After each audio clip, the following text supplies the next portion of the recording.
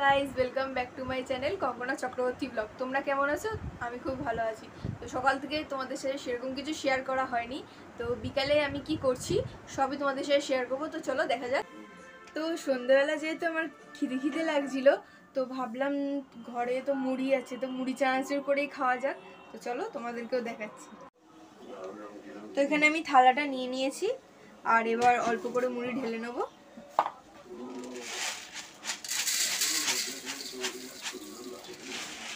তো আমি যেহেতু অল্পই খাবো, তো ওখানে অল্পই নিয়েছি। তো তারপর চানাচুরটা ঢেলে নেবো।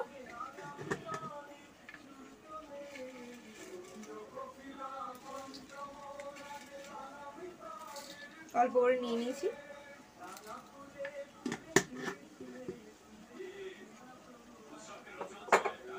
তো এরপর আমি শসা আর টমেটো যেহেতু খাবো, তো ওগুলো একটু করে কেটে নিই, তারপরে তোমাদের সাথে দেখা।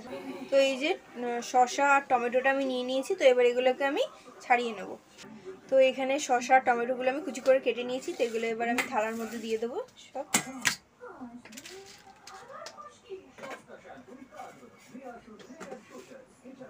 তো সামান্য একটু তেল দিয়ে দেবো। তো এই যে মুড়ি মাখা আমার এগুলো এবার মেখে নেব। চলো এবার খাওয়া যাক।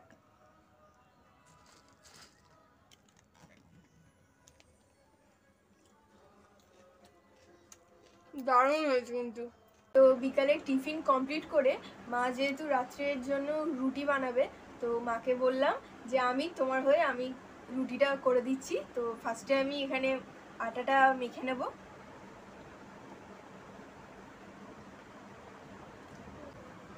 তো এখানে এই যে আমি আটাটা মেখে নিচ্ছি। এরপর আমি আটাটার মধ্যে জল দিয়ে অল্প অল্প করে মেখে নেব।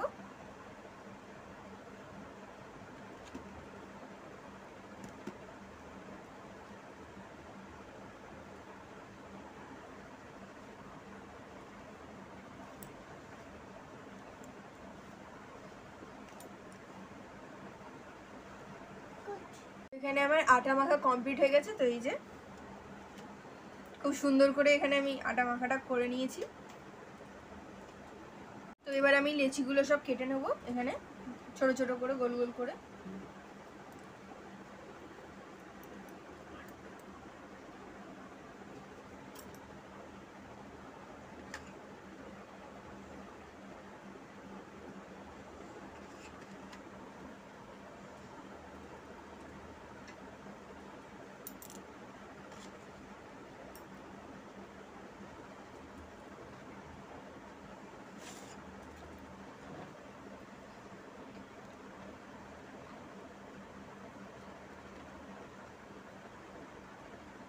তো এই যে কমপ্লিট হয়ে গেছে আমার কয়েকটা। বাদবাকিগুলো আমি এবার আস্তে আস্তে করে নিচ্ছি। আমি ছোটো ছোটো লেচিগুলো সব করে নিয়েছি। তো এবার আমি এগুলো বেলে নেবো এক এক করে। তো এখানে তো আমার এখানে লেচিগুলো সব করা হয়ে গেছে। তো এই যে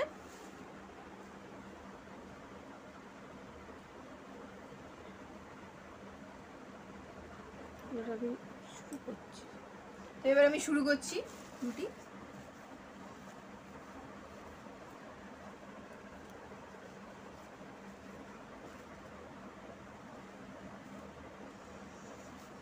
তো ফার্স্ট টাইম যেহেতু আমি রুটি করছি, তো কেমন কি হবে জানি না।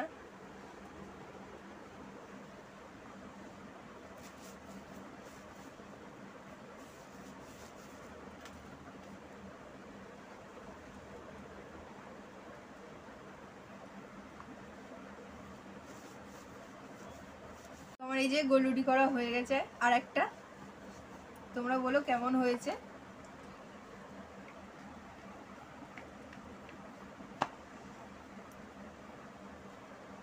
তো আরেকটাও করে নিচ্ছি।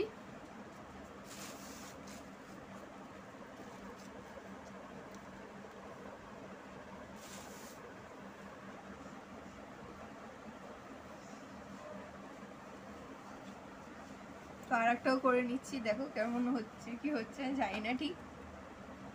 তো চেষ্টা করে দেখছি কতটা পারছি। এখানে আমার রুটিগুলো বেলা হয়ে গেছে। তো এবারে আমি একটা একটা করে এগুলো সব সেঁকে নেবো। তো তো এবার আমার কড়াই গরম হয়ে গেছে এখানে, তো আমি এক এক করে রুটিগুলো সব দিয়ে দেবো।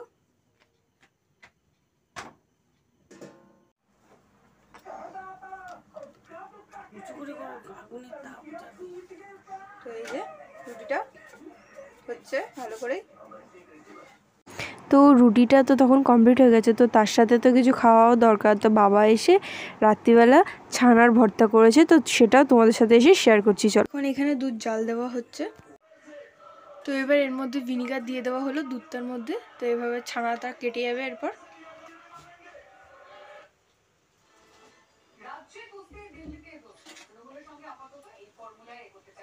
তো এই যে ছানাটা কাটিয়ে নেওয়া হচ্ছে চামচ দিয়ে আস্তে আস্তে করে। এর মধ্যে ভিনিগার দেওয়া হয়েছে।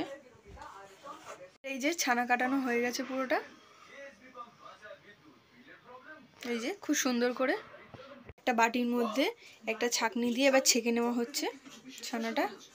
আর জলটাও কিন্তু রেখে দিতে হবে, পরে রান্নার পরে ওটাকে দিয়ে দিতে হবে। এই যে সুন্দরভাবে ছাঁকা হয়ে যাচ্ছে জলটা, ভিনিগার দিয়ে ছাঁকা হয়েছে এটা জলটা ভিনিগার দিয়ে। তো এই যে ছানাটা কাটানো হয়ে গেছে ভিনিগার দিয়ে। তো জলটাকে এবার রেখে দিতে হবে, পরে আবার রান্নার শেষে ওটাকে দিয়েই করতে হবে। তো চলো। তো তারপর এখানে ক্যাপসিকাম, দুটো টমেটো আমি কেটে নেব। তো আলু, লঙ্কা, আদা এগুলোকেও কেটে নেব। তো এখানে ক্যাপসিকাম, টমেটো, আদা কুচি, লঙ্কা সব কুচি করে নেওয়া হয়েছে, আর আলুটাকেও কুচি করে নেওয়া হয়েছে।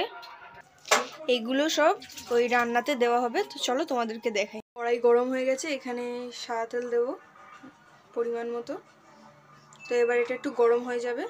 তো এরপর কড়াইটা গরম হয়ে গেছে, তো এবার আলুগুলো ভেজে নেওয়া হবে। এই যে কড়াইতে দিয়ে দিলাম। তো ভালো করে একটু ভেজে নিতে হবে আলুগুলো, লাল লাল করে ভেজে নেব।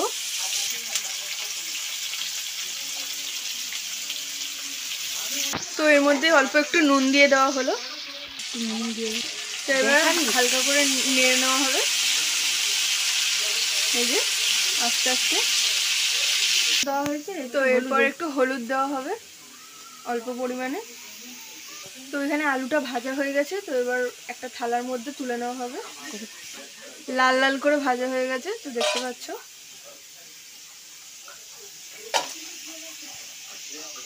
তো আরেকটু কড়াইতে সাদা তেল দিয়ে দেওয়া হলো। তো এবার জিরে দিয়ে দেওয়া হচ্ছে।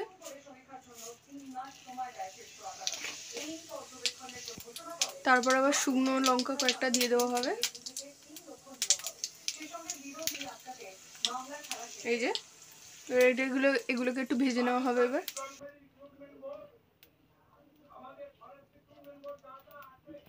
তো এগুলো ভাজার পর একটু আদা দিয়ে দেওয়া হচ্ছে, আদা যেটা কুচি করা আছে। তো আদা দিয়ে দেওয়া হলো। এবার লঙ্কা কুচি দেওয়া হলো, লঙ্কা কুচি, টমেটো দিয়ে দেওয়া হলো। তারপরে ক্যাপসিকামগুলো সব দিয়ে দেবো। আদা, টমেটো, ক্যাপসিকাম আর লঙ্কা সব কড়াইতে দিয়ে দেওয়া হলো। তো এবার নাড়া হবে এগুলো। তো সামান্য একটু নুন দিয়ে দেওয়া হবে এগুলোর মধ্যে, যাতে তাড়াতাড়ি এগুলো নরম হয়ে যায়। তারপর আবার একটু হলুদ গুঁড়ো দিয়ে দেওয়া হবে। তো এরপর একটু চিনি দিয়ে দেওয়া হবে সামান্য পরিমাণে। তো এরপর একটু টমেটো সস দিয়ে দেওয়া হবে অল্প পরিমাণে। তারপরে একটু নাড়ানো হচ্ছে যাতে একটু নরম হয়ে যায় তাড়াতাড়ি। একটু লঙ্কার গুঁড়ো দিয়ে দেওয়া হচ্ছে অল্প পরিমাণে। একটু জিরে গুঁড়ো দিয়ে দিলাম অল্প করে, আর একটু ধনে গুঁড়ো দিয়ে দিলাম অল্প পরিমাণে। তো এবার আরেকবার নাড়িয়ে নেওয়া হবে। আলুগুলো যেগুলো ভেজে রাখা ছিল ওগুলো সব দিয়ে দেবো।